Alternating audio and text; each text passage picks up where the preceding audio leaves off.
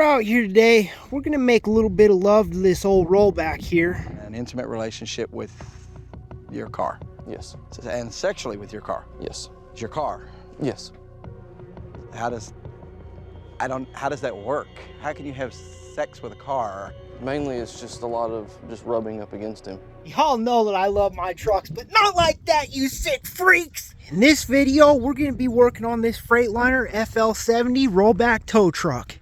And one of the first things we're gonna be doing is installing this airdog fuel pump and filters. If you follow the channel, you remember I've worked on the fuel system in this truck a little bit in the past, and it literally only had one little tiny fuel filter.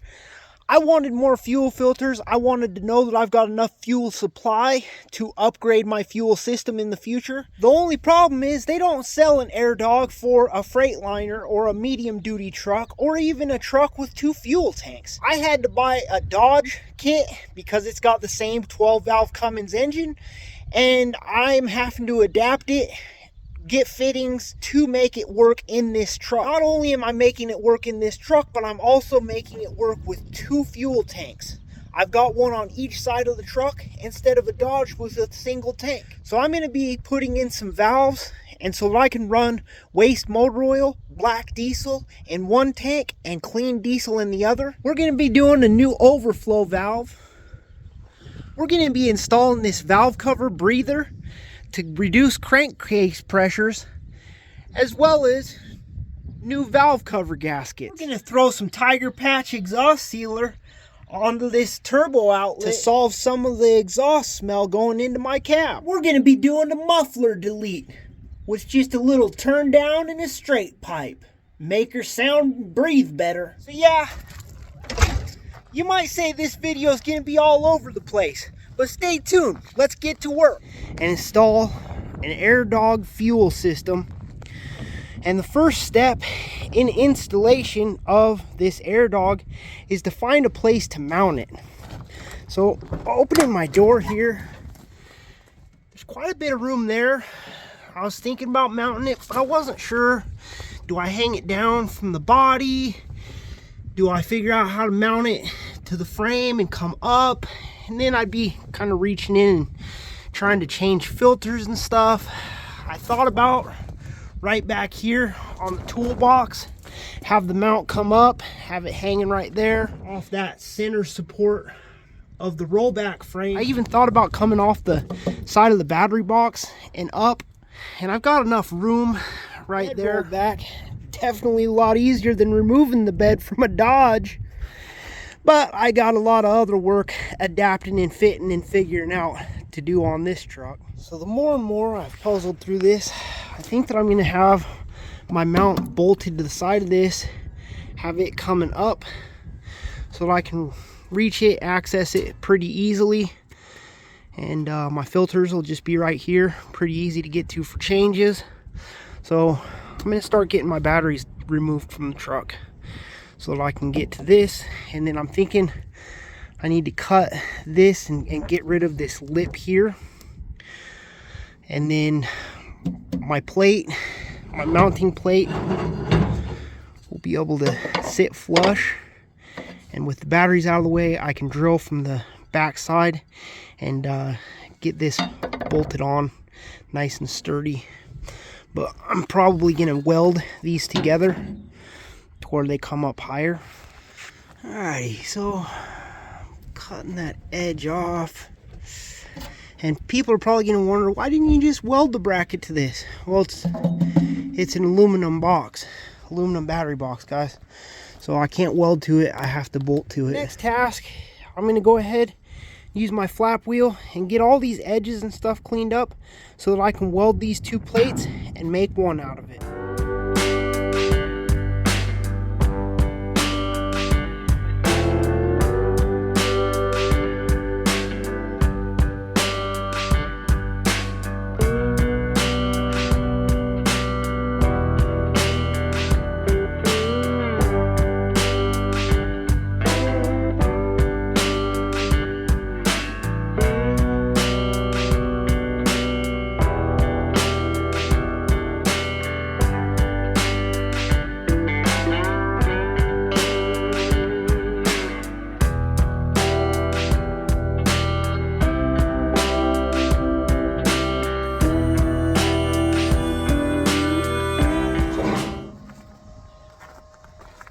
Here we go, guys. My welds aren't the most beautiful and professional, but they look decent and they'll hold. Flapper wheeled it,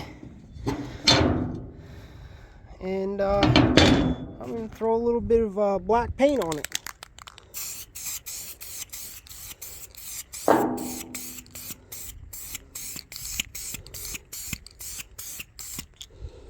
Wind's trying to take my paint away. So I've got nuts and bolts, and I'm drilling out, and I'm going to put 3 mounting holes through the bracket and through my battery box. That'll give me plenty of adjustment up here to hang my filter head and pump. A couple weeks now, I've contemplated and argued with myself and thought, where do I mount this bracket? Where do I put these where do I put these filter heads? Well, bracket's mounted now. So I finally got that situated and mounted how I want it.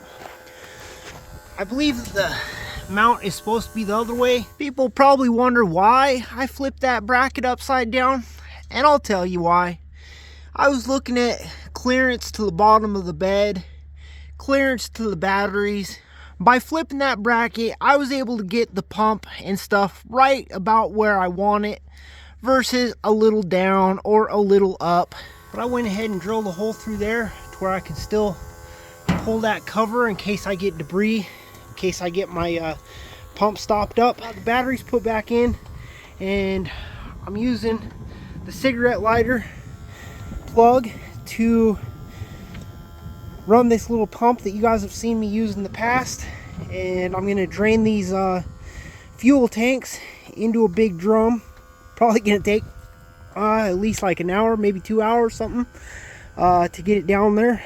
But then I'll be able to do my fitting out of the tank and up to the pump. And then the other thing I'm going to have to do is do a return from the pump to the tank. The little green pump lasted about 5 minutes and decided to jump in the garbage can. So while that's going, I'm going to start messing with my supply and return lines. This is my supply coming in, and this guy's got to go into it. The return side on a Dodge truck, it comes back along behind the injector lines. On mine, it comes down and around. So I end up getting a different banjo fitting so that I can send it back there and get it out of the way up here, because it would have been in the way of this. And so I'm going to start doing away with these little clippity dips. I clipped that line. I pulled out the overflow valve, which is what goes right back there, and that's like your pressure regulator. That's what maintains the fuel pressure inside your injection pump. So that's pulled, and then I'm pulling this bracket here because it's not needed. That used to hold all that. So this here is the junction block that comes with the airdog system, and from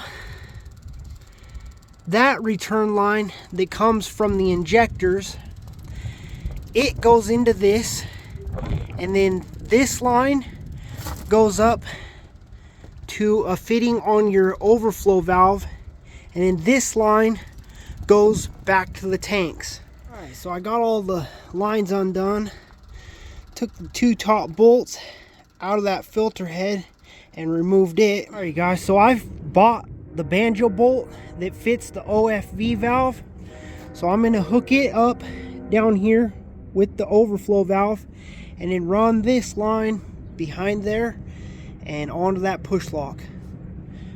This one's not a push lock, so I went ahead and used the clamp, but that one's push lock. While I'm doing this, I figure I might as well replace that overflow valve with a higher performance one. So I picked up this Torque Tech high performance overflow valve. This one that I removed was just a little cheap Chinese one that I bought a while back. It had a ginormous hole, and it was supposed to be spring regulated, but who knows what the Chinese factory set it at. This one has the tiny hole but no spring regulator. We'll see how it does. There we go. So the banjo fitting, got a hose going back to that little junction block that came with the airdog kit. This comes from the injector returns from the other side of the engine.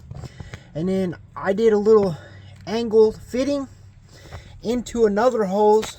Okay, so got this guy off.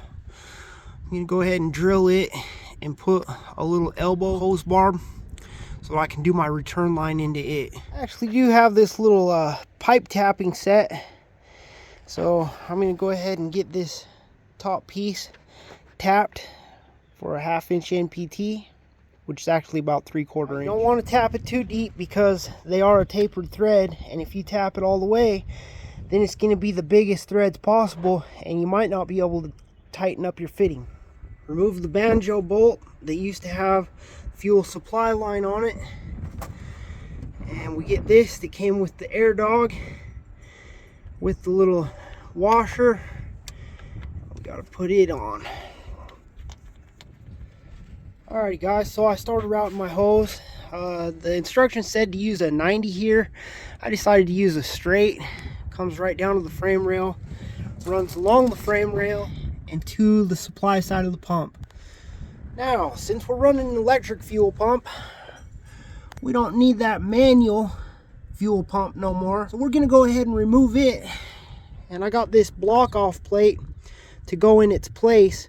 This is actually made for a big block Chevy, but it fits the Cummins. It actually fits a 7.3 IDI. Fits a lot of other applications as well. Look at that pretty little black block off plate. So I did an elbow out of there, ran into a hydraulic line. I'm gonna do the same thing on this side, but I need to buy another hydraulic line and an elbow. There's my valves. This one's gonna come from this tank. That valve's gonna come from the other tank. This is gonna go to the feed on the airdog pump. Been a few weeks and I've now got the rest of the parts to finish my project. I'll be honest guys, I've double thought and double thought and changed my plans a couple times on how to set up this fuel system. I thought about a bottom connecting hose from one tank to the other and then feeding and returning to one tank. I have thought about doing the dual tank setup because I do like to run black diesel. I've got a whole centrifuge set up to process black diesel and make my own fuel, my own alternative fuel by recycling oil, waste motor oil. So the more I thought about it, I felt like that was the best course of action. Set myself up with supply and return off of both sides so that I can run black diesel in one tank, normal diesel in the other tank. So I got another T, another set of valves. So now I'm setting these up and getting them installed. I'm using the pipe sealant on my threads, installing them, and then I'll install my hydraulic lines, and then I will do the elbows out of the tanks and connect them to the hydraulic hoses. I've read online that you can use hydraulic hoses for diesel fuel. I've read that you can't use hydraulic hoses for diesel fuel. Well, the hydraulic hoses that I purchased say right in the Amazon listing that they are able to be used with diesel, gasoline, fuel, oil, all these things that they're compatible with. So I'm hoping that it works out and it works with my black diesel and my diesel in this truck and doesn't give me problems. But who knows? We'll see. And it wasn't all that expensive to buy them. We'll just say I've got maybe $100 into all 4 hoses. So if it goes bad and I have to replace it in a couple years or a year or whatever, it's not a huge loss, but I'm hoping that it doesn't anyways. Now the pump's mounted, all the plumbing's done, it's time for wiring. And being this is a Dodge kit, it's made for the wires to go all the way up under the hood, down under the frame. Well, my batteries are right there, my pump is right there, So I'm not going to need a whole lot of this wiring. I'm going to end up having to shorten it up, do butt connectors, shrink tube, whatever, and so that my wires are not loopy-looped and zip tied up or whatever. I'm going to go ahead and make it fit my truck. I ran those right up to the cab and got them secured. Motor wire over here. I'm going to cut the sheath about there. I'm going to cut the wires right back in here, and then I'll cut a length of those wires out of there, butt connector them inside, and I'm going to stagger them so that one butt connector is there, one's down here. Then my motor plug will be right there, shortened up and connected. These leads need to go to the battery, and I'm going to shorten them up, and I'm going to put my own end terminals. Really not a fan of this style anyways, the airdog included. I prefer the ones that got the heat shrink tube built in. Got the ends put on those power wires and connected it to the battery. Last wire. And that one is going to go to switched power. So when the key comes on, this gets power, which turns on the relay, which powers the pump. Shh. Don't tell no one where I put that wire to. I ran it to a hidden switch so nobody can steal my truck. It's a secret. Alrighty guys, so let's do a quick overview of my plumbing. We've got the supply side, and we've got a line going down to this tank. We've got a line going across to the other tank. We've got valves, and I need to secure these wires up and out of the way, away from my valves and stuff still. Just haven't quite gotten that far. So we've got a valve for the supply of the far tank. We've got a valve for the supply of this tank. That supplies the airdog. Next, we've got return from the airdog. Okay? And we've got a valve for each line. One's for this side tank. One is for the far side tank. So I'm able to pull from one tank, return to the other, pull from one tank, return to the same tank, pull from both tanks, return to both tanks. Whatever I want to do with my valves, I can do that the way that I've got it set up. So running waste oil in one tank, clean diesel in the other is going to be excellent. My return from the injection pump on the engine, I plumbed right here into the top of my tank on this side, and this side is going to be waste motor oil. The other side is going to be clean diesel, so I don't mind putting a little bit of extra clean diesel when I'm running the other tank into this tank and diluting my waste oil a little bit. Now we're getting some black diesel. The tank nice and filled up. I've got the valve from that over tank opened up. I'm going to switch on the airdog with this unclipped until I get fuel out of this, and then I'll clip it on to the injection pump so that I'm not pushing a bunch of air into the injection pump. So the next piece of love making we're going to do this rollback is new valve cover gaskets, and I also got a fancy new double valve cover breather that will eliminate a lot of the crankcase pressures from this older engine and give the blow-by a place to go rather than blowing out my gaskets and seals in the future. But you can see they've been leaking a bit. That's what we've got. It's actually an International Harvester tractor part. So we get those new valve cover gaskets popped over our double valve cover, and I'm going to remove those two and put this one, and then one at a time we'll do the rest of the valve covers and put new gaskets. And you finish that breather off with a chunk of 3/4 inch heater hose routed right down and under the truck. Next piece of love making we've got on this truck, you can see that exhaust hanger down there is, well, broke. Then we've got one here. Unfortunately, we've got a muffler still, so that's getting deleted. And then if you come up this way, you can see the exhaust is right up against that spring hanger. That's good. We're gonna have to move this exhaust over a little bit like this. Just a slight disclaimer, if you're still seeing that blue hose and not the angles with the hydraulic lines, I've switched them all out now. But this project has gone on and on and on. I mean, look, some of my videos I had long hair. Right now I got short hair. I was ordering the right parts, getting the wrong parts, waiting for a weekend that I had time to do it. This project has definitely been drug out. Almost a month worth.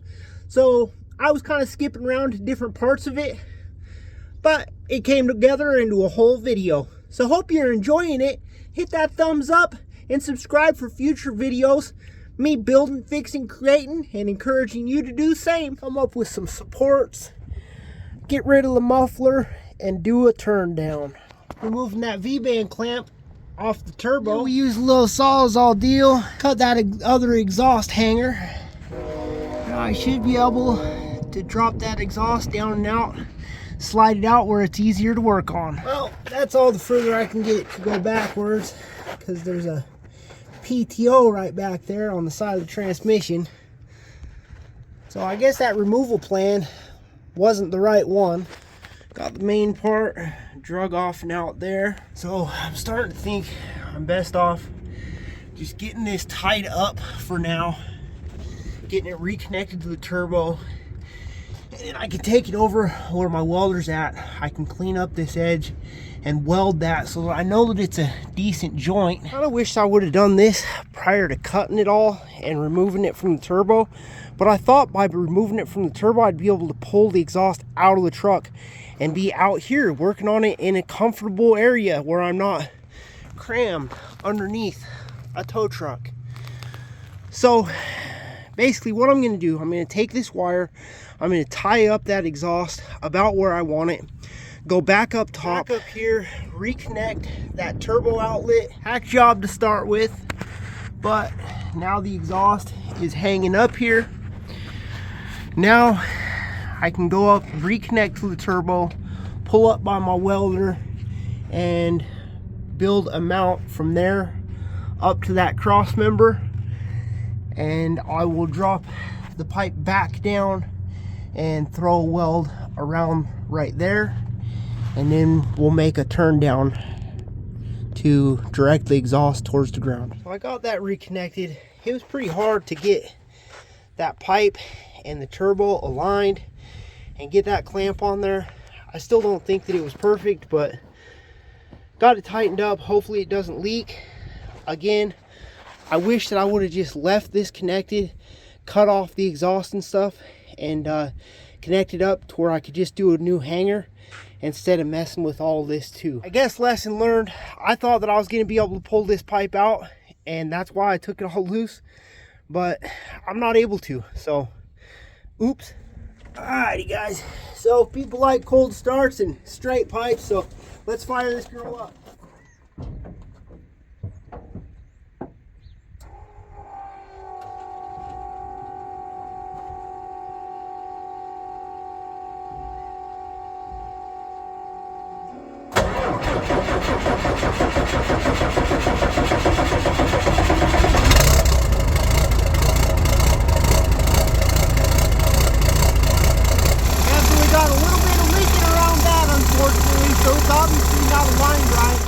Go ahead and pull this exhaust hanger off of this blue truck that's going to be the apocalyptic build. Don't really care about the exhaust on this. It's going to get chopped off anyways. So took that loose. The rubber, it's not perfect, but it's definitely going to hold up at least for a while.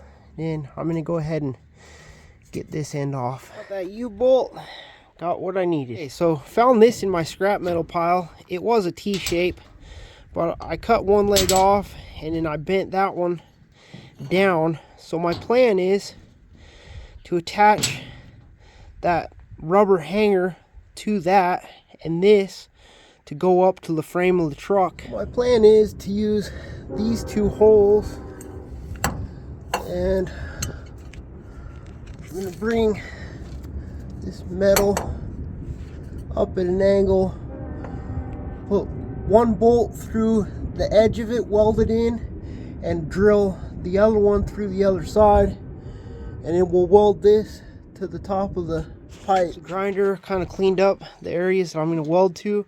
Basically, I'm going to weld that through there, and then I can nut it through that cross member on the frame.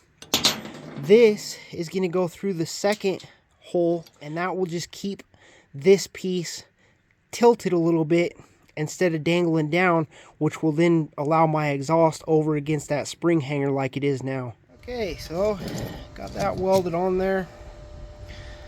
Should hold it up just fine. Now I just gotta cut off the excess. Took that piece down. I marked where I needed the other bolt to be in order to cant this at a bit of an angle. So that's what I come up with for an exhaust hanger. Now I've got to get that welded to the top of there. I really have no experience with V-bands, V-band clamps. So I end up looking up online, and now I realize I don't even have the proper flange on this exhaust where it leaves my turbo. That's just kind of a flare. It's supposed to have a V-band flange. It doesn't. So I've been struggling with this, and I can't get it to seal up. It still leaks, and now I understand why. So I think that I'm going to use my flap wheel, kind of get this smoothed down a little bit.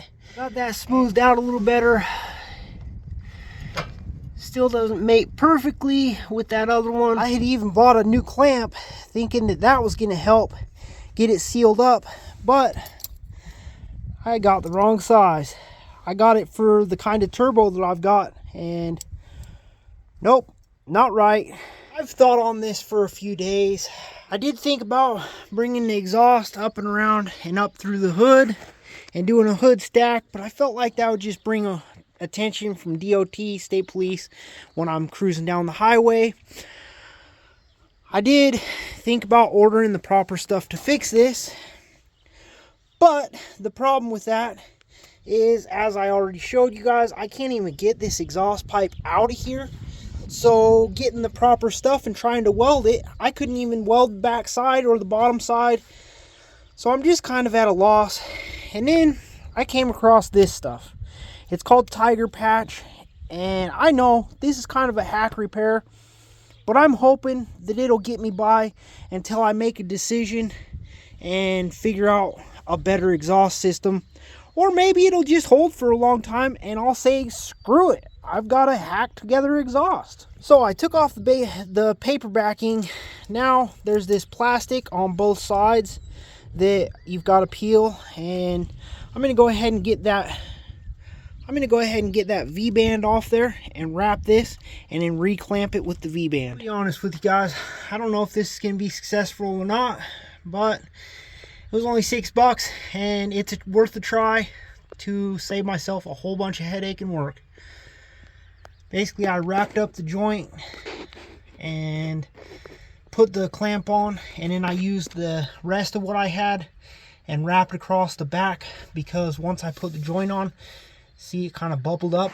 So then I did that additional wrap back there to try to prevent any leaks.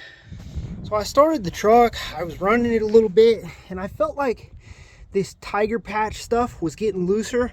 So I ended up grabbing the end of it and just pulling, and it literally just kind of tightened up all the way around, and then I was able to put it back on. Got my fingers pretty dirty with that glue or whatever they use, but it's looking way tighter.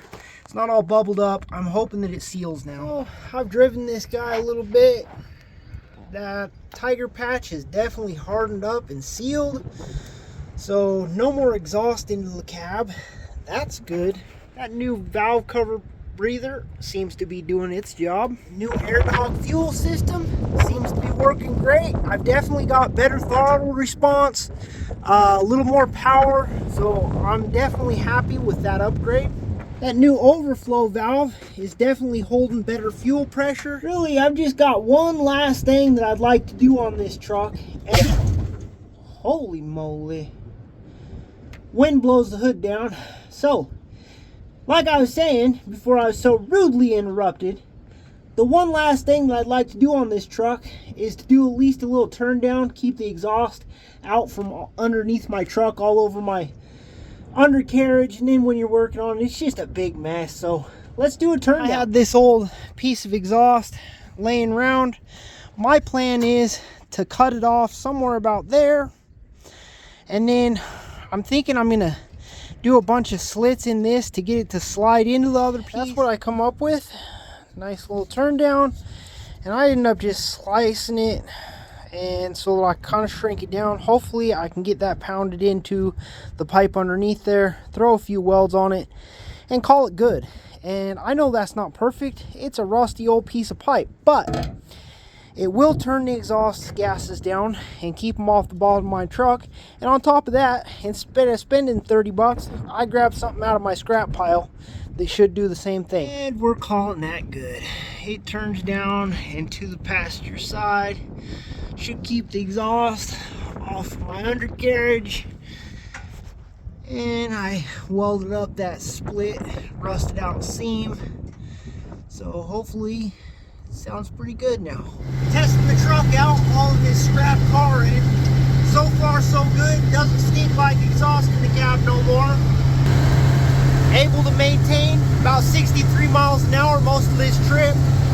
And the truck's up there about the governor, right around 2,500 RPMs. Used to get a real bad miss anywhere above about 23. Now it's maintaining power, running smooth. So I think we fixed the problem. Not to mention, we went from this one baby fuel filter to the double on the airdog with the water fuel separator and the air separator. I think we're better off with that new fuel system. That hacked off exhaust lets that truck breathe better, and it sounds way meaner. New valve cover breather will help seals and gaskets stay sealed by getting rid of that excess crankcase pressure. And the new valve cover gaskets are keeping the oil off the top of the engine